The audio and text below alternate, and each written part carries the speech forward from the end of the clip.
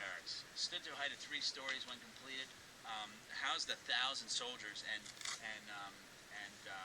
was made out of brick. Now, it was also stiflingly hot in the summertime, brutal.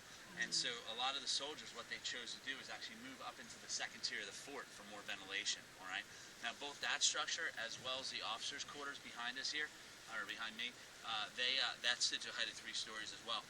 Both of them survived into the 1960s. The Park Service actually responsible for knocking them down, concerned about structural integrity.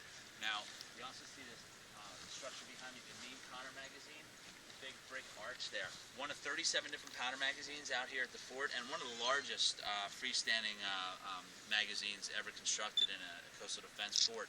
If that would have been finished, the arch would have been encased in a concrete roof. So to me, it's kind of neat they didn't get a chance to do that, because it is pretty amazing to see, especially from the gabled end. Now, you have right to the left of it, it's right in line with the trees, but it's a hotshot furnace, small angular structure with a chimney in the front.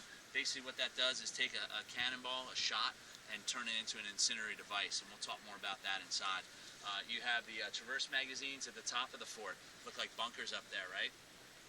Meant for 2 purposes. One is to protect the gun crews from flanking fire to some degree or another, and also to house powder for the big guns at the top of the fort. All right. The engineers' quarters is over on this side here. It's the house-looking structure, built in the 1850s. Now, in the 1930s, they had some of the crews from the New Deal, right? Get folks back to work right after the Depression. They came out and refurbished that for the National Park Service. They still live in it today. Send another work crew out and help them refurbish it. Look at it. It's looking a little rough over there. It's funding, right? It's always a funding issue as well. Yeah. Off to the left, though, I have to start pointing this out now because they're just constructing this. They did get funding to put in some new housing. There's 6 individual units in that. It's meant to roughly mimic what the woodshed would have looked like out here. You can make a final decision if you want to take a gander inside at the old pictures. But at any rate, what they're trying to do is extract the Park Service out of the fort itself, out of the physical structure, and into freestanding housing is their intent. Okay. And then you see the lighthouse behind us. That's not the original, right? The original was the brick one that they started building the fort around. But in the 1870s, that took a couple hurricanes in rapid succession, made it the leaning lighthouse of Pisa, I guess. And so they took it down. And so this one was erected out of boilerplate iron for a couple reasons. One, it's got a much higher strength to weight ratio than the brick does, and it would shrapnel a lot less and impacted by cannon fire. Now, still a rather dim light, though. That's why the navigational aid over at Loggerhead has always been necessary. But the Park Service still lights this even today, every night. Or even every night, I should say, for a little harbor light for any boats that are coming into the inner harbors of Bird or Garden Key. So. Sound good? Yeah. Follow me. What is concrete? Huh?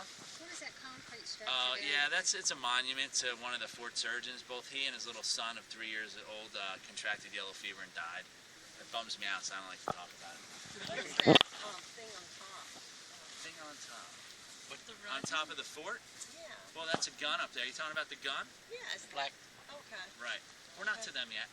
But yeah, that's one of the guns out here. Okay. That's called a parrot rifle. Very Very distinctive gun, by the way, because what they did was those particular guns had a hard time. They would blow up.